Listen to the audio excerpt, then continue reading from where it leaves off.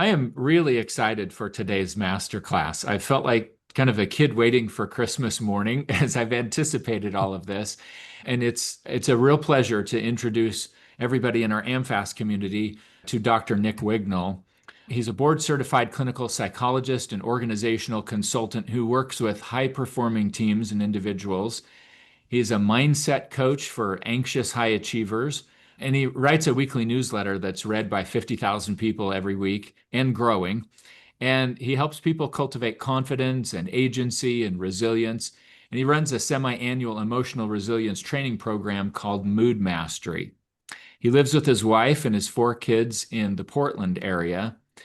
And I've been reading his newsletter now for a little while. And there are a lot of newsletters out there, and sometimes they're just whatever AI is spitting out. But honestly, I can tell reading Nick's newsletter that he puts a lot of thought and effort into it. And his insights are not only really helpful, but they're pretty unique out there. I'm not seeing a lot of stuff from the angles that Nick covers it. So I'm thrilled that he would accept an invitation to come and talk to our AMFAS community. So whether you're watching this live or you're watching the replay in the membership site, I know this is going to be really valuable time. And Nick, I'm sure there's probably a lot I've left out there as far as the background that you have and all of the great work that you've been doing, but I'd love to just have a conversation back and forth and talk about some of the things that you and I discussed leading up to this, especially related to anxiety and insomnia, two of your real specialty areas. But what gaps do you think you could fill in for starters in what I've said already? I think that is plenty, Eric. I really appreciate it. It's very gracious of you. Yeah, and I'm very excited to be here too. I can't wait to get started. Awesome.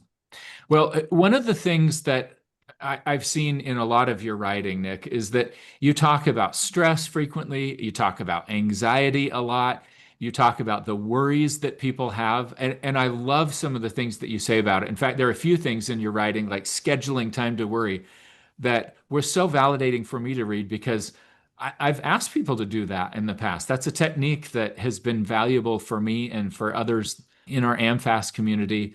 I thought, okay, here's some clinical validation of this method, but how would you describe the differences between stress and anxiety and worry?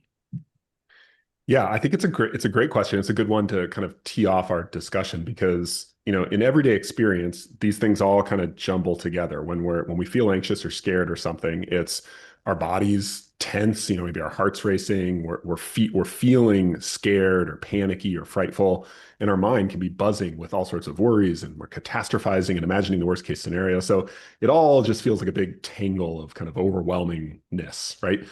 But actually, there's a lot of utility in breaking these apart and getting a little bit more clear about how all this works on different levels. And so the way I like to think about it is that stress has to do with your body.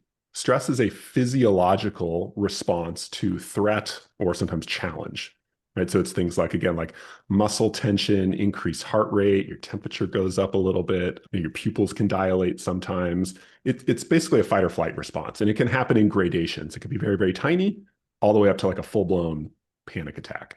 But stress, when we're stressed, I think the kind of narrow definition of that is our body is responding to what it perceives to be danger or a challenge. And I think key, it's trying to help us.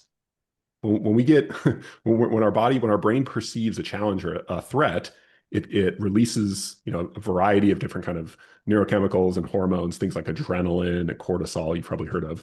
And while that reaction, the fight or flight response, it doesn't feel good in the moment, it's our body trying to help us. You literally get stronger when you've got adrenaline pumping through your veins, right? So your body thinks you have to deal with a threat, and it sort of gives you that what it thinks you need. So that's stress. Let's think of body. Stress, body is the way I kind of think about it. Anxiety is an emotional response when we feel anxious. So there's versions of, fear, anxiety, nervousness on the low end. You're just a little bit nervous, all the way up to panic or terror or something on the high end. But anxiety or fear, these are emotions, right? Emotional categories. Then lastly, worry. So stress, body, anxiety or fear, emotion. Worry, you should think thought. Okay, worry is a form of thinking. It's essentially a story we tell ourselves in our head. Oh my God, I'm going to screw up this presentation, or oh my gosh, is that a lump? All these sort of, it's a story, it's a thought, right? And what's key, and we can talk a little bit about this a little bit more, is that there are two important differences there. Sometimes we have thoughts. We all have the experience of a thought just pops into our head. You're driving down the street and you think, oh, I forgot to get bananas at the grocery store. You didn't choose to think about bananas. It just popped into your head. On the other hand, if I all asked you, what's, I don't know, 13 plus 14, you could deliberately start thinking and do the math in your head and figure out the answer. So there are automatic thoughts and deliberate thoughts. Mm-hmm. And this really matters for anxiety in particular, because a worry is not controllable. It's an automatic thought. Our brain throws all sorts of weird thoughts at us. Think about dreams. Right? You're not controlling those. Your brain does it automatically. But there are certain types of thoughts that we control, we initiate, and we can control. So a huge, and we'll talk a lot more about this if we want to, but a huge part of managing anxiety in a healthy way is learning what you have control over and what you don't have control over. And worries that pop into your head, no control. You can't control that. You can control whether you start worrying in response to a worry. And again, as we'll get into, it turns out that distinction is absolutely essential to working through any type of anxiety, is getting really good at spotting the difference between a worry and this act or habit of worrying in response to a worry. But even there, you also have to distinguish the worry side of things from anxiety, the emotion, and stress, the bodily reaction. So Mm-hmm. that's a lot, but I hope this kind of sets the stage. Eric, does that make sense? Anything fuzzy in there that I should clarify? No, I think that makes a lot of sense, Nick. And I love, first of all, the difference between worry and worrying. I think that differentiation really matters, and it's an insightful thing to point out. But I also want to see if I'm following you correctly here. Are you suggesting that a worry could just come up for someone, Mhm. and if they start worrying, that might cause an emotional response that we would call anxiety, which then could produce a physiological response called stress? Yes, it can definitely work that way, but you can get stressed without being perceiving that you're anxious or worrying. So these Mm, are actually these things often go together. They often cause or lead to each other, but they're also relatively independent. So you can have a reaction that is essentially a reflex of your body. Just immediately it gets an input, and there's an anxiety researcher named Joseph Ledoux, and he talks about when it comes to fear, there's two roads to fear, what he calls the low road and the high road. The low road literally goes through the lower part of your brain and it goes straight mhm, from perception to physiological response. Right? So if a mhm, car zooms by you and you're not aware of it, your body's going to have a stress reflex. Your heart mhm, rate's going to go up, your little adrenaline, all that kind of stuff, right? That will happen before you can even have the chance to have the emotion of anxiety. Now, you might later on, as a result of thinking, oh my God, I almost died, mhm, that thought then generates the emotion of anxiety that's happening on top of that physiological stress response. And often those things all go together, right? The worrying, the anxiety, and the stress. But it's important and one of the reasons this is important is a lot of times people get themselves into spirals of anxiety because they catastrophize a normal stress response. Their body gets a little stressed for all sorts of normal reasons, and they think, oh my God, I'm anxious. And then mhm. that, of course, leads them to feel more anxious. So it's important to know you can feel stressed, but that doesn't necessarily mean you're anxious or you're going to spiral into a bunch of anxiety. So it's possible to be stressed without worrying or getting anxious about it. Yeah. I think that's an important distinction. And I love this concept that there's sort of the lower road, not to get too technical, but if you're first having a sensory experience, let's imagine that someone's a child and and they've never experienced a snake before. Hmm. Well, when we have a sensory experience, it comes through the thalamus, kind of a switching station, and it routes things out to other senses, unless we're talking about smell. But if there's a fear response or I guess you would say a stress response that kicks in, it also carves this alternate pathway where you can shortcut the longer road and go straight to the amygdala so that you can respond. And that's what causes you later in life to be walking a mountain trail and suddenly you perceive a snake in the bushes all coiled up. You leap back, and then later, like instants later, you look at it and you say, "Oh, that's a piece of rope that's coiled up there. I thought it was a snake." But do you think that's Yes. accurate as far as that lower pathway and what it looks like in practice once you've carved it? Sure. But interestingly, right, like everything in the brain, it's highly plastic. So you Hmm. can, there are people who are snake charmers, right? Or who Right. work with snakes who have sort of carved a slightly different pathway where they've taught their brains, at least in certain situations, this pattern, this sensory pattern of dark squiggly line snake isn't necessarily a threat or a danger. And as a result, they don't get that either stress response or the fear response. Hmm. Now, these words are a little fuzzy. We use terms like fear or stress often in kind of a casual, maybe sort of sloppy way, and it's fine. But if you really struggle with anxiety in a variety, and there's all sorts of forms of anxiety, it's worth trying to be a little bit more clear, in particular in the language that you use to describe how you're feeling, because it's actually Hmm. going to change how you're able to respond and deal with different, whether there's actual threats in your life or sort of mistaken threat assessments that lead to things like stress or anxiety or worry. Yeah. So I think you bring up a good point that rather than getting too overly hung up on the nuances of the language, maybe if we focus in a pragmatic approach and we ask ourselves, well, what's practical here? Maybe one of the first places that a person could start is differentiating between a worry and worrying. And if I know nothing about that and you're trying to teach me, Nick, kind of at a third grade level, how can I tell if I have a worry or if I'm actually in the process of worrying? What advice would you give me for differentiating those two? So what I would say is don't worry too much about the substance of is this a worry or worrying. In fact, I think they're technically on one level, they're kind of the same thing. Like it's the same mental, a worry might be, oh my God, I almost got hit by a bus. Right? Hmm. But then you could keep telling yourself, oh my God, I almost died. I almost got hit by a bus. I can't believe that almost happened. What if I had gotten hit? That's worrying. The content is basically the same. What Hmm. makes it worrying is that you are initiating it, you have control over it. It's not always easy to kind of exert control over it, but that is a choice. Your worry talks, you have a choice whether you talk back or not, right? It's a good thing to Hmm. remember. Like our brain talks at us all the time. You don't have to get into a conversation with your brain. It's easy to, like if you've ever been I remember my first time in Europe walking through these plazas, and these sort of street vendors would like come up to you, and they're really savvy. They like ask you what your name is or like what time it is. They're trying to get you into a conversation so that then they can try and hawk something to you.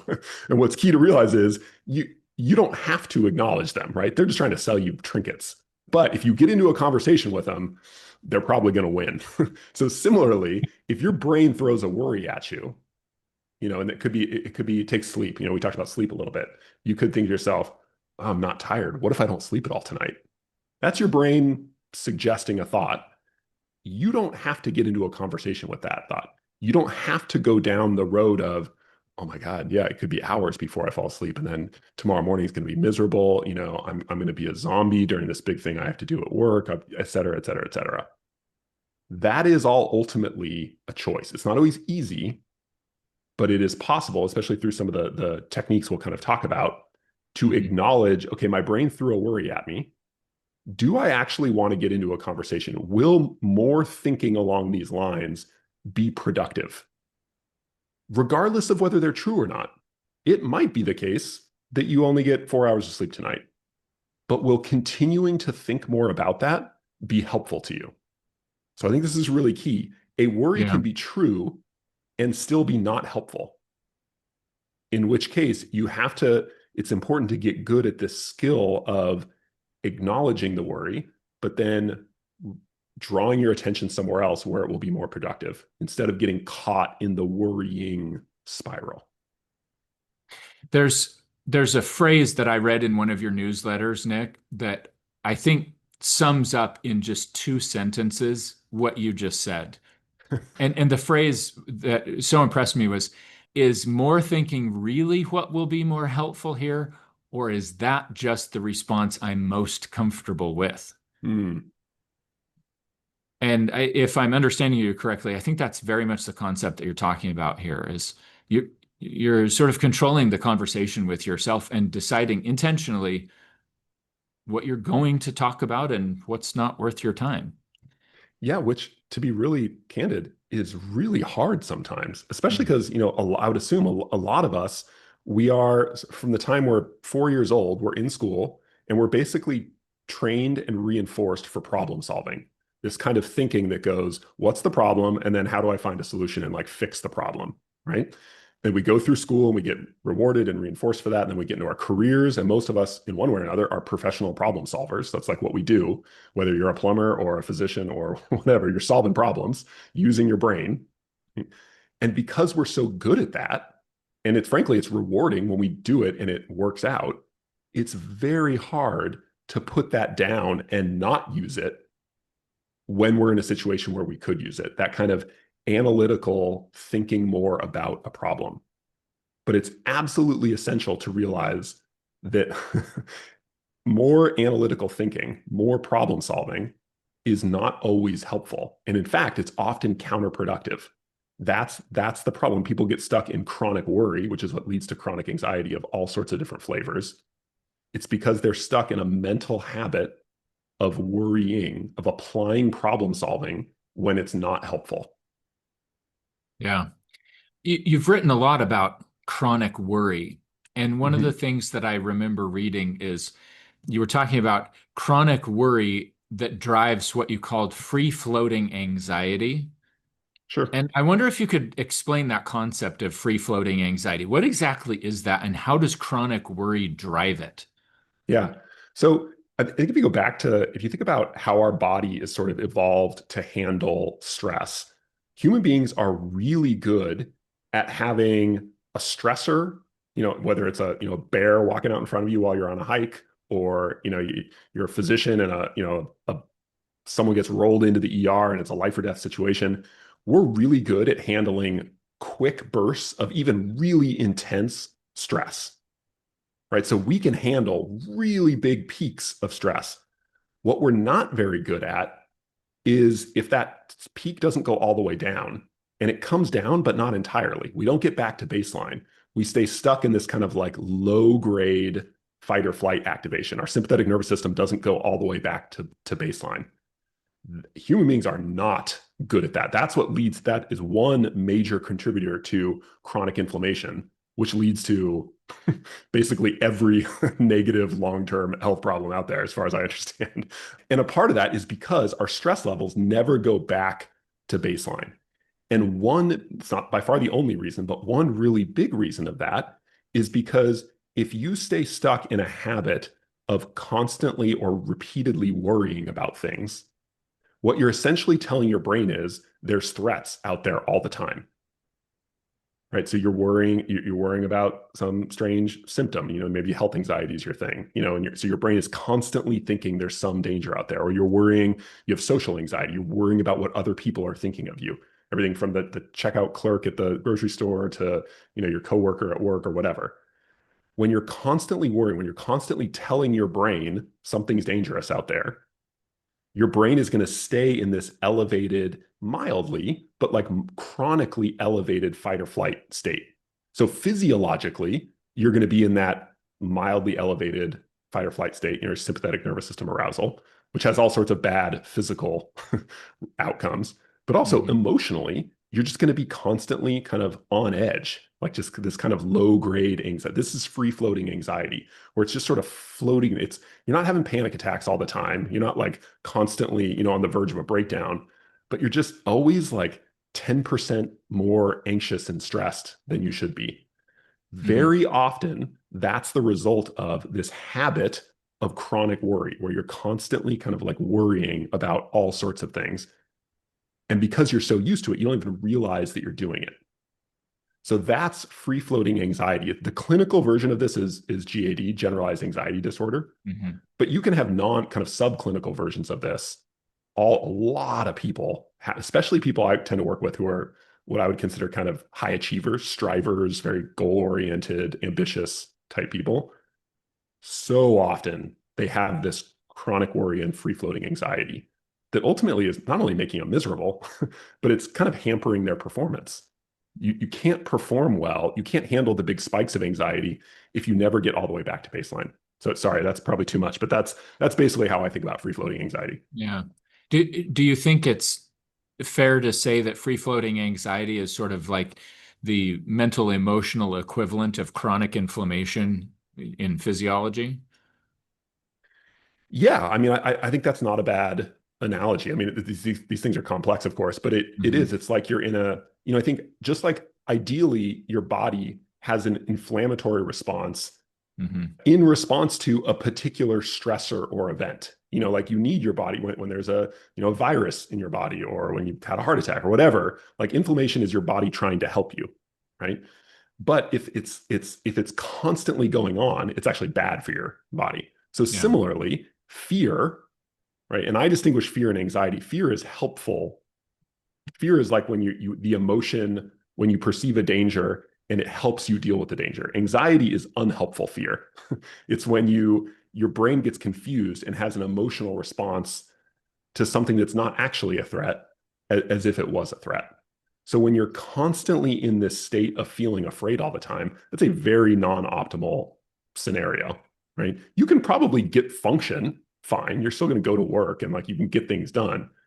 But it's just like being in a state of kind of chronic inflammation all the time. It's really Hmm. non-optimal. And the longer it goes on, the more it kind of compounds and leads to trouble. So I think that's a pretty good Yeah. analogy, Eric, to Okay. a long-winded answer to your question.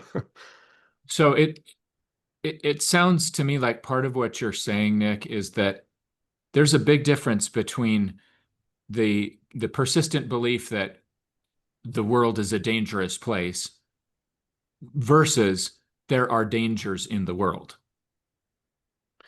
I mean, Yeah, I think everyone would acknowledge, yeah, there are dangers in the world. Dangers do exist, yes.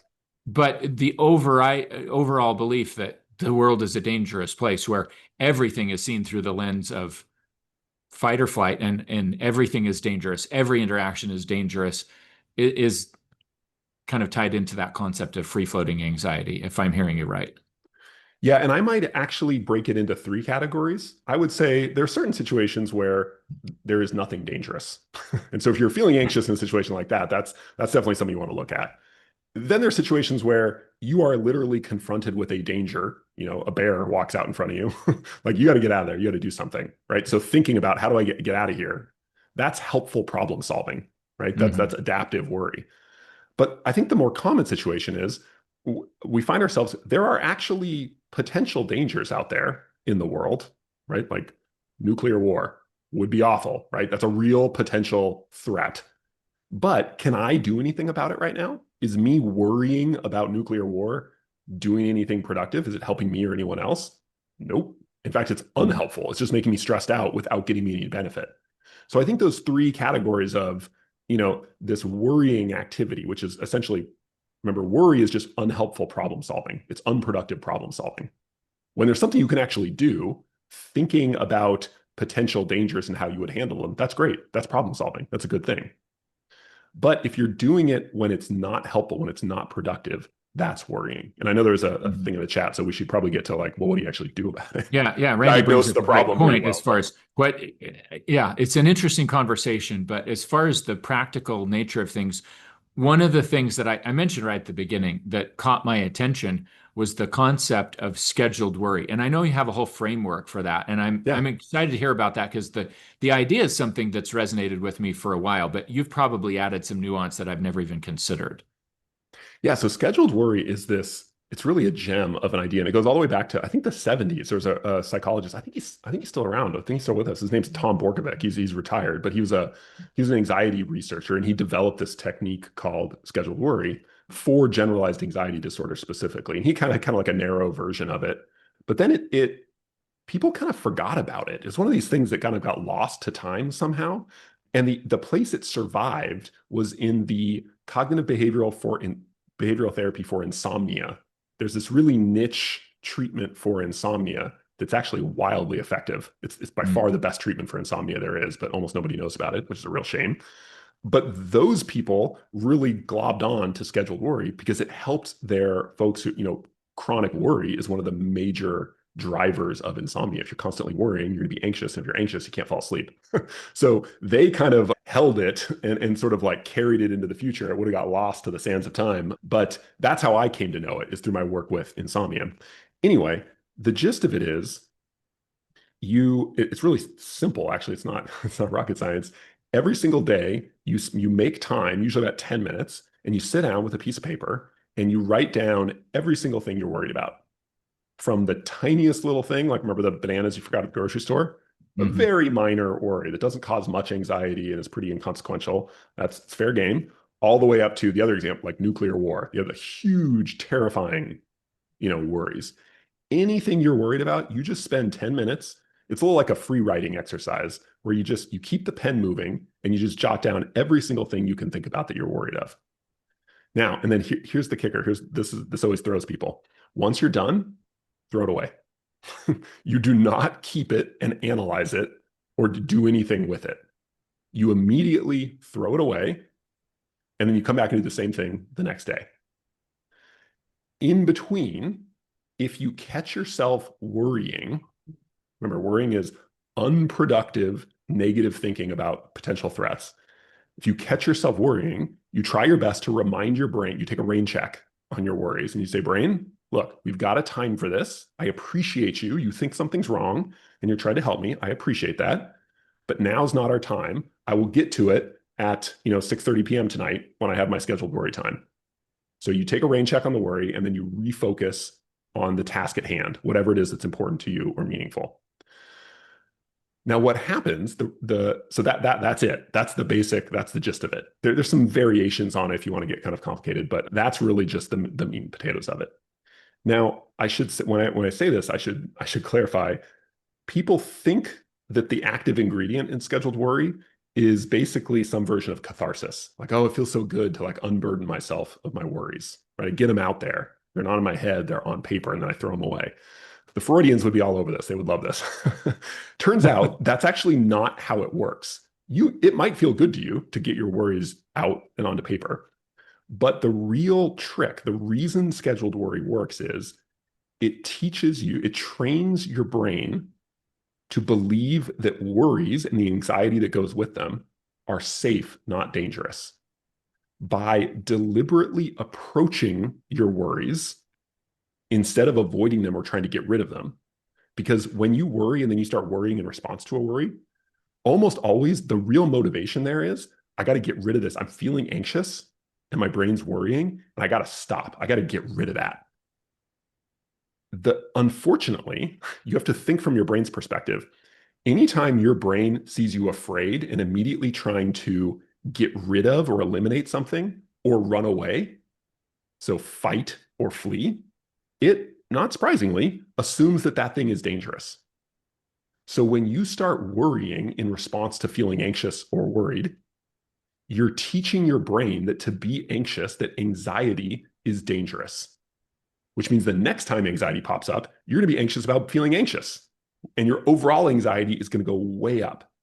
And in every form of anxiety, from health anxiety to sleep anxiety to performance anxiety to panic disorder, all of these, the root mechanism that keeps them going is fear of fear, anxiety about anxiety.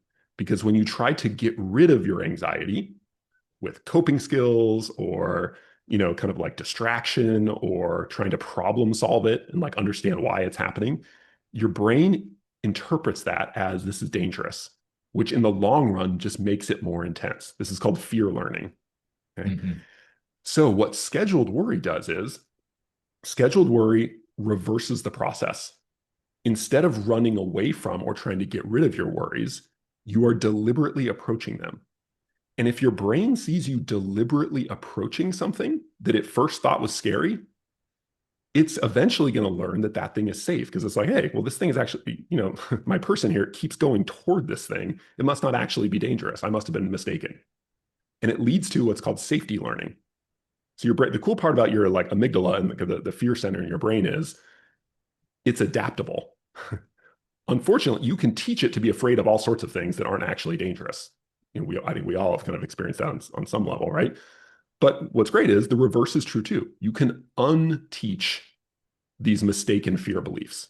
And scheduled worry does that. That's the mechanism that actually makes it work. And I know this is a kind of a nerdy audience, which is why I'm getting into that. I think it's important to know the active ingredient in scheduled worry. So by Mhm. deliberately making time to approach and be with your worries, you're not trying to get rid of them. You're saying, all right, brain, go for it. Have a field day. Let me hear them. Bring them on. Ultimately, that builds confidence. It tells your brain, I don't have to be afraid of my anxiety and my worries. Mhm. So that in the long run, in day-to-day life, when a worry pops up, you're going to be more able to sort of resist the temptation to either try to avoid it or get rid of it and be able to say, oh, thanks, brain, but like, I don't need to get in a conversation right now. I'm going to go back to whatever it is I'm doing. So Mhm. that's the real mechanism behind scheduled worry and why it's so powerful. And this is like absolutely critical, and I'll stop after this. But the key is scheduled worry is an exercise, not a coping skill. A coping skill, which in my book are always a bad idea long term, is something you do in the moment to feel better, to get rid of some sort of negative, difficult emotional state, right? So I feel anxious and I start doing my breathing exercises, right? There's nothing wrong with breathing exercises, but if you use them to avoid or get rid of anxiety, you're creating fear learning. You're creating anxiety about anxiety in the long term. So you don't want to use scheduled worry in the moment as a way to get rid of your worry or your anxiety. That's actually completely counterproductive. You treat it like an exercise. Like if you like, I go to the gym every day. Doesn't matter how I feel. I go at the same time. I go to the gym. It doesn't even feel good most of the time, but I do it because I know in the long run, it makes me healthy and it builds strength. Scheduled worry is an exercise. You do it every single day at the same time because it builds up your skill, your muscle of being able to have a worry and feel anxious without getting into it or trying to get rid of it. So that's how scheduled worry works and why it's so powerful. But like any exercise, you have to commit to it. It's not just something you do once and then like poof, all your anxiety's gone. Yeah. Nothing will do that. Nothing healthy will do that. Right. So, but like any kind of like learning any skill in life, from brain surgery to playing the piano, you have to practice, right? And build up over time. So if you can commit to this scheduled worry, and I'll share, I have like a little guide that I can share with Eric and he can share with you all. If you can commit to it's just 10 minutes a day of writing down your worries, and you get rid of them, right? After a few weeks, you will really start to feel the difference in your ability to confidently feel anxious or worry in the moment and then redirect and keep going with something meaningful or productive. So that's scheduled worry in a nutshell. Yeah. Thank you so much. I know there's a lot more that we could say about neutralizing behavior and all this stuff. We could Yeah. go deep down a bunch of rabbit holes here, but Carolyn brought up something that ties so directly in with something that I've seen you write about multiple times. Hmm. And so I want to call it out and get some of your thoughts on it, Nick. You have written about functional procrastinators. And this is a common thing with high achievers. And Carolyn is absolutely a high achiever. She has been throughout her entire life. But she basically says, no, I don't worry. I procrastinate. Mm. And when I saw that in the chat, it just made me think of I saw an article you wrote about revenge bedtime procrastination. And it instantly got my attention because I did that for years. That was a real problem for me. And what I didn't realize, I mean, I've worked through it. I haven't had that issue for a long time. But what I didn't recognize right off the bat, and you called it out in your article, was that that type of procrastination was an agency problem. And I think I sort of intuitively figured that out. I didn't put the elegant words to it that you did Hmm. in the article that I'm thinking of, but I know you do a lot of work that helps people recognize that sometimes procrastination really becomes a big issue for them. So I would love to get your thoughts on Carolyn's comment, how procrastination plays into this. And from a practical standpoint, it, if that fits you, if you're someone who is trending toward procrastination, if you have issues with agency, then what are the practical steps to unravel that and to get better results? Yeah. So procrastination, a big topic, in some ways kind of a complex phenomena, and I'll try to articulate why. Sometimes procrastination is actually really adaptive. In other words, sometimes it's your brain's way of saying like, okay, this thing you want to do, like, oh, we just don't have the energy for it. Like, switch and do something else and then come back to it. So I think it's really important to be honest with yourself about like, is procrastination really a problem in my life? And it is for a lot of people, so I'm not discounting it, but it's not necessarily a bad thing. A lot of people are really productive kind of because of this tendency to kind of switch back and forth between things. So I always like to say that because I think there's a small but important percentage of people who fall into that bucket.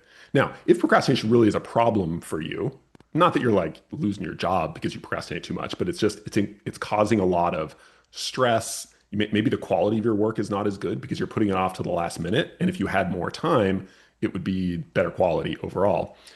There's a few things can be going on there. Sometimes procrastination is literally caused by anxiety. You're thinking, oh my God, I can't, this is going to be terrible. And to avoid the anxiety, to get out of the anxiety, you think, I'll deal with it later. So it is literally a coping mechanism for anxiety. But to Carolyn's point, it's not always anxiety driven. However, I have yet to see a version of procrastination that isn't driven by some form of emotional avoidance. In the moment of procrastination, there is almost always some difficult emotion that comes up. It could be frustration. It could be some form of fear or anxiety. It could be sadness. It could be shame. It can be all sorts of things. And almost always, what's going on with procrastination is we don't feel equipped or confident to work to have that emotion and keep working with it alongside of us. So we end up reacting to the emotion instead of reacting to our goals and our values and what we really think is important. So agency comes in here in the sense that I define agency as it's your belief in your ability to positively affect yourself or the world around you. It's very related to confidence or self-efficacy, but the point is usually procrastination means developing a sense of agency over your inner life. That when difficult emotions come up, and again, it could be different for different people. Some people really struggle with shame, some people with sadness, like whatever. Learning to get better, to have a better relationship with those difficult emotions. Because if you run away from them or you try and get rid of them, they're going to get worse in the long run because of this fear learning process.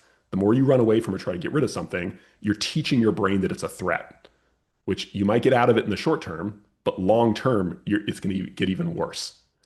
So when it comes to procrastination, an important first step, I think, is to identify what is your like trigger emotion when procrastination comes up.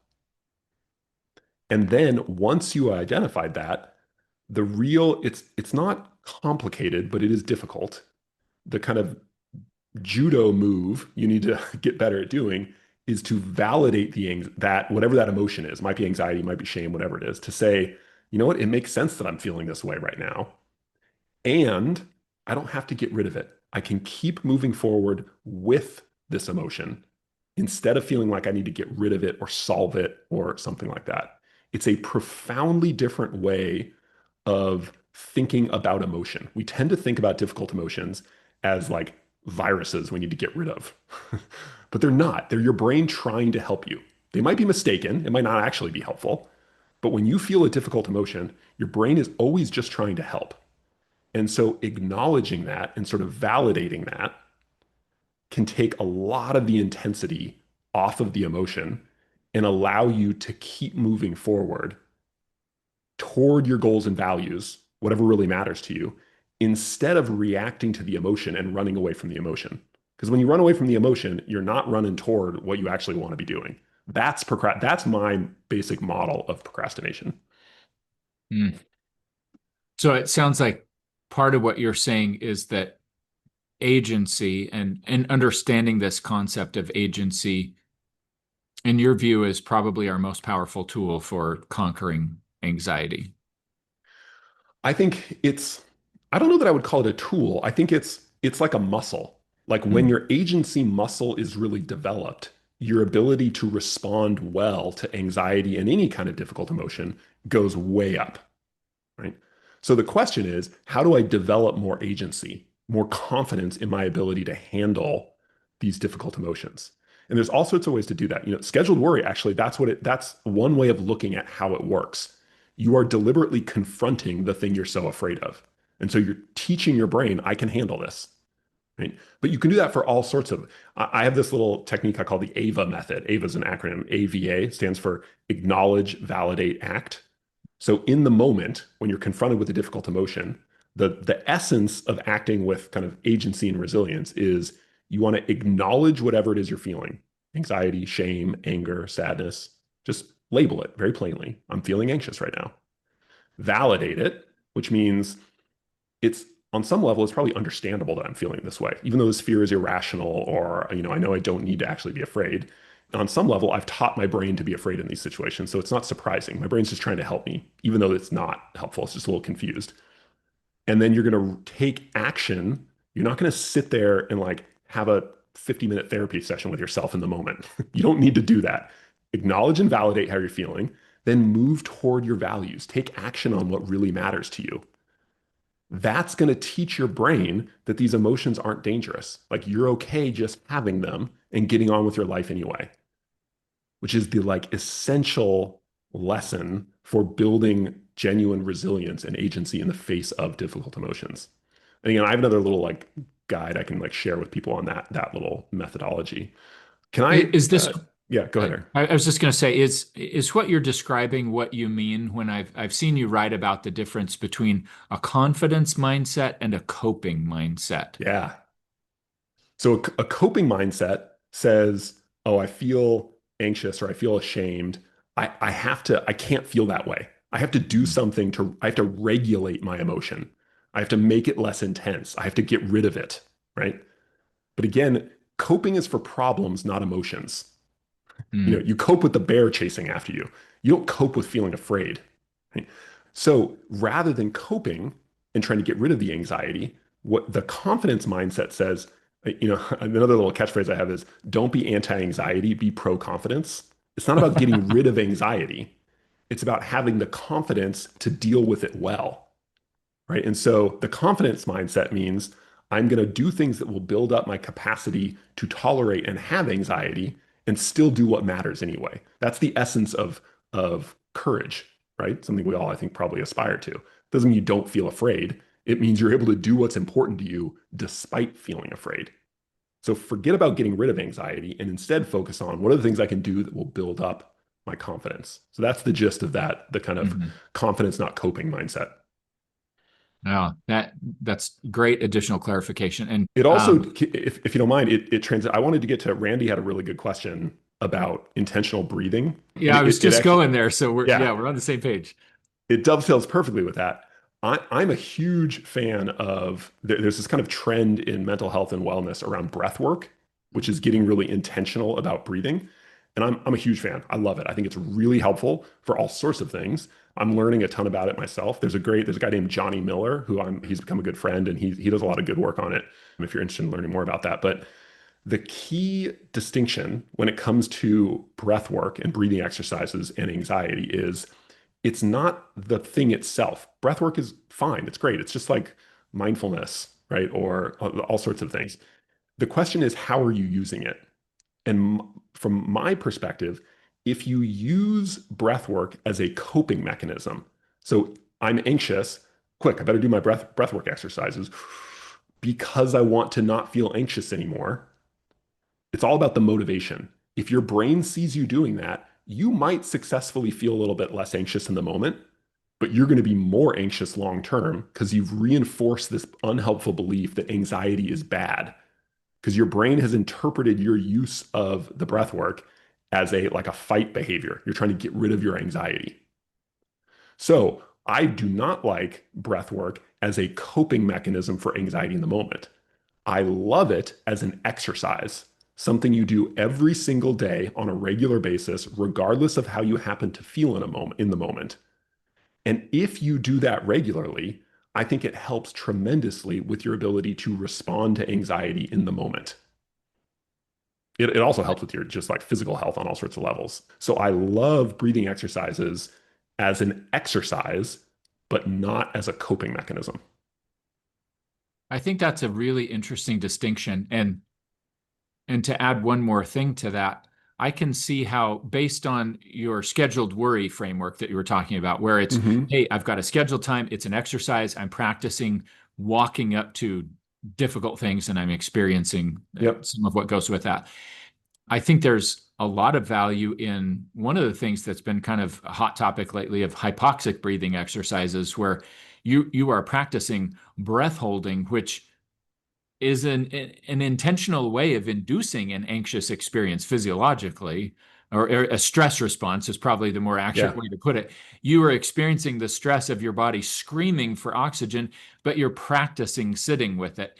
And if Yes. you're doing that as an exercise on a scheduled basis and you're sort of building that muscle, I think what I hear you saying is, yeah, if you're doing that routinely, then in the moment, you'll be a little bit more resilient in having confidence and not resorting to a coping strategy. Yes. One example I use is if let's say you're a sprinter in the Olympics and you want to do wind sprints. As a sprinter, wind sprints are great in practice. You do them in practice to get stronger and faster. But if you did a bunch of wind sprints right before your Olympic gold medal race, it'd be terrible. You'd be way slower because you'd be tired. So it's just because an exercise is helpful in one context doesn't mean it's helpful in another context. And Randy asked about meditation. I would say it's exactly the same as breath work. I think meditation is, if you can do it consistently as an exercise, arguably one of the most powerful ways to develop more agency and confidence in the moment of anxiety and be able to respond to it well. So powerful and helpful. There's all sorts of reasons why people have a hard time sticking with it, which is one of my little, I like to talk about Mhm. that sometimes. But the key is it's problematic. It's actually counterproductive if you use it in the moment as a coping mechanism, as an emotion regulation strategy. Because remember, you might think of it as regulation, but your brain thinks of it as attack, essentially. You're trying to get rid of anxiety.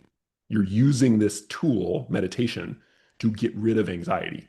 Now, I think any meditation teacher worth their salt would tell you the point of meditation is not to regulate or get rid of your emotions. The point of meditation is to be okay with being with whatever is there.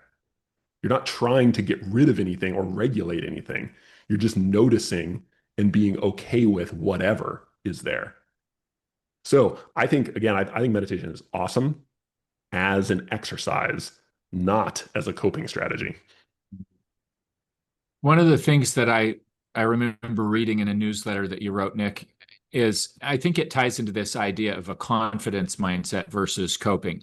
And it's a very practical thing. So in the spirit of throwing out more tools, and then I know we need to get to some Q&A, and we haven't talked as much Yeah. about insomnia as maybe we could, but you wrote about getting to the yes behind the no as a Mm. practical way of enhancing the confidence mindset. I'd love to hear you explain what that means to get to the yes behind the no.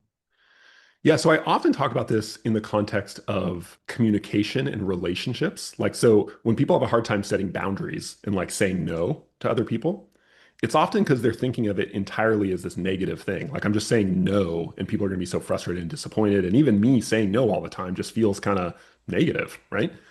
So, but it is important to be able to say no and set boundaries.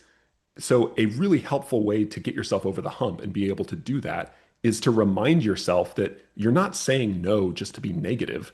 You're saying it because there's a bigger yes on the other side of things.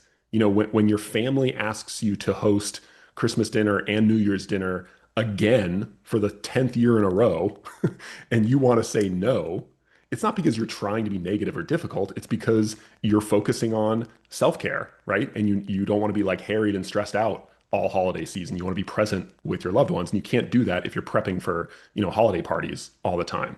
So the bigger yes is that like I want to be present with my loved ones. That's why I'm saying no, not just because I want to be obstinate or obnoxious.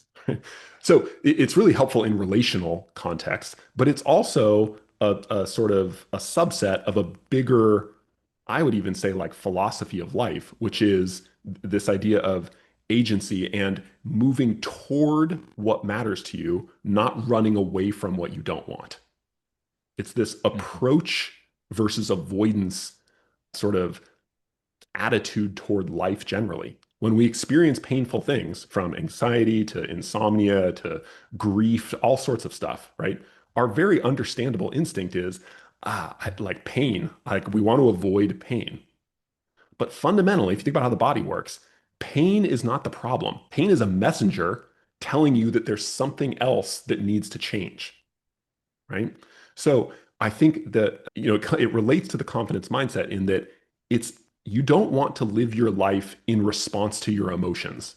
You want to live your life moving toward your goals and values, the things that are meaningful, the things that really matter to you in your life.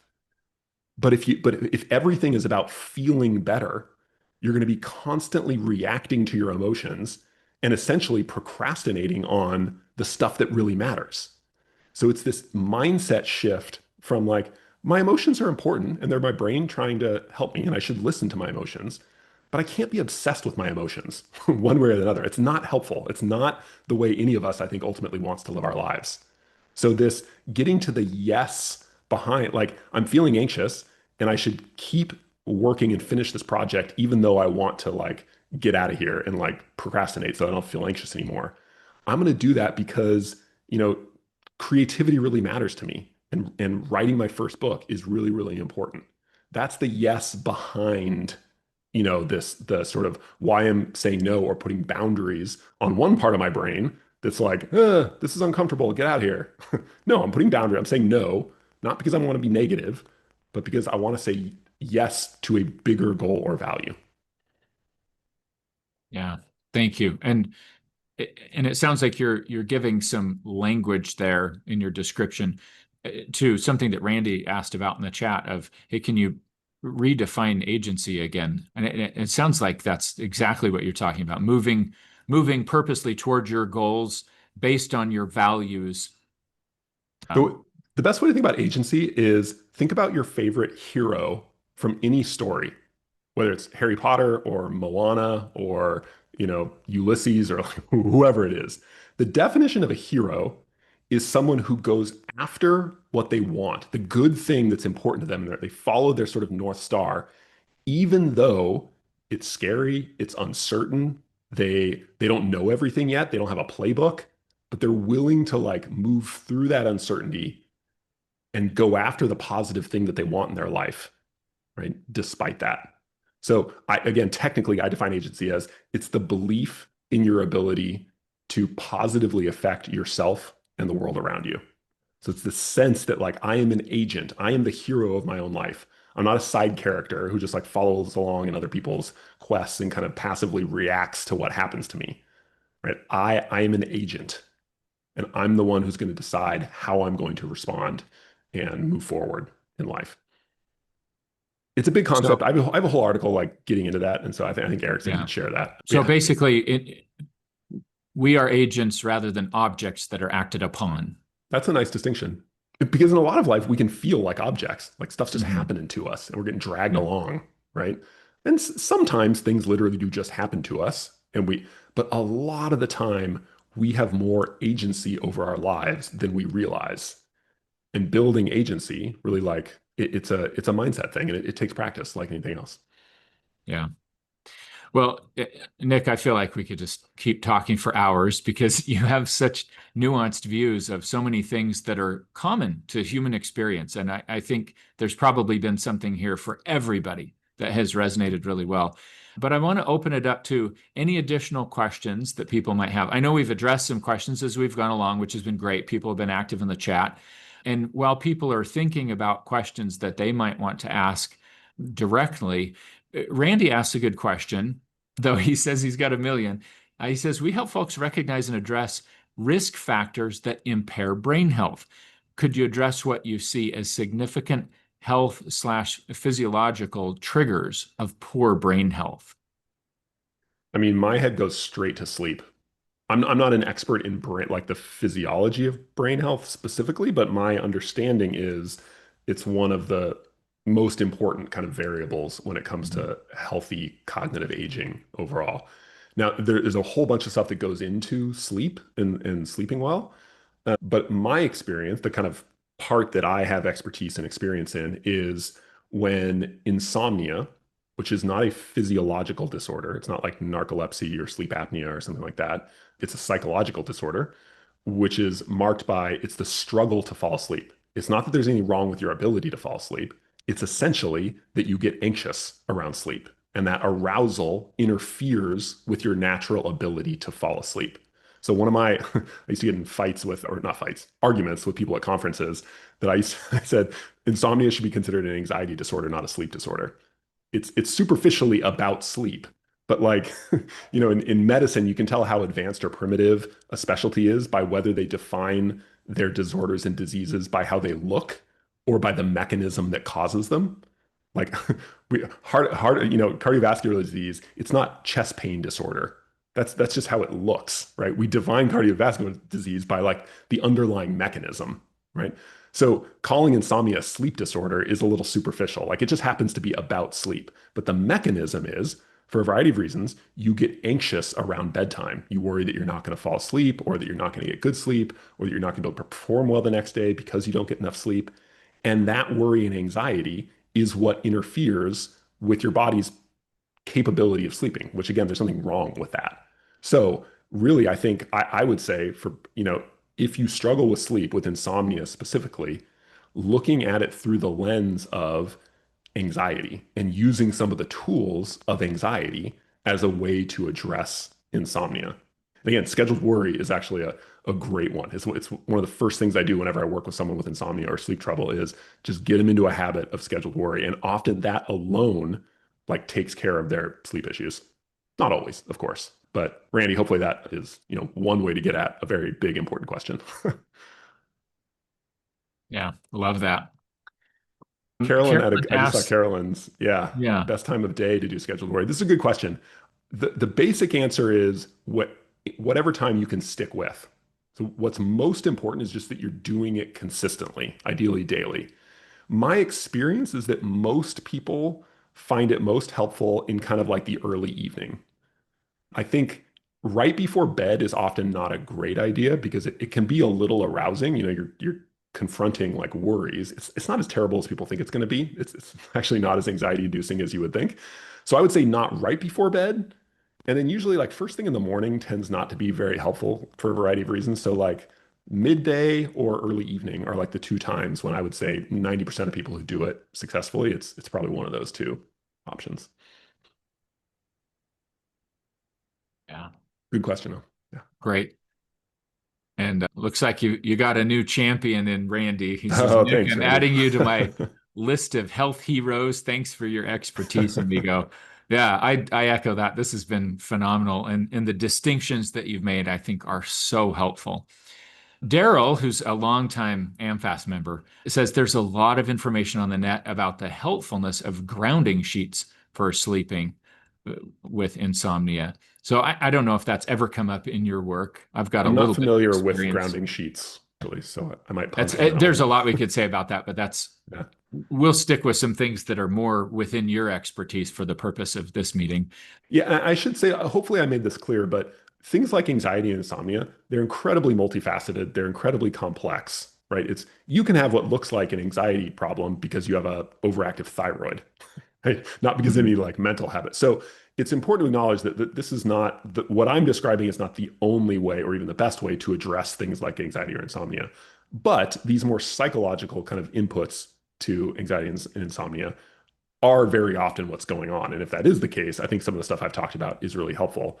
But there's a lot of nuance and complexity. Like sometimes insomnia, anyway, I won't get into it, but just a good caveat. You raise a really important point about the crossover of physiology with our experience of all that, because if you have hyperthyroidism and your heart starts racing, but then you start ruminating on that and you start getting Yeah, worried that, well, what if my heart races and what if I can't sleep? Then it all right. gets wrapped up in this tangled Compounded. mess. Yeah, Yeah, yeah, great absolutely. point.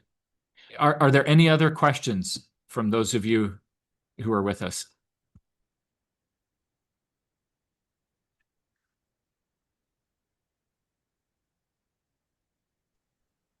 Yeah, I'd be happy, Randy, to come back and talk about insomnia. I think it's really relevant and one of those things, we all have trouble sleeping sometimes, some of us more than others, but and actually, insomnia is a fun one because I think most of the advice out there about insomnia is super well intentioned, but backfires tremendously. And so I've got a lot of hot takes on insomnia and kind of the standard advice out there about it.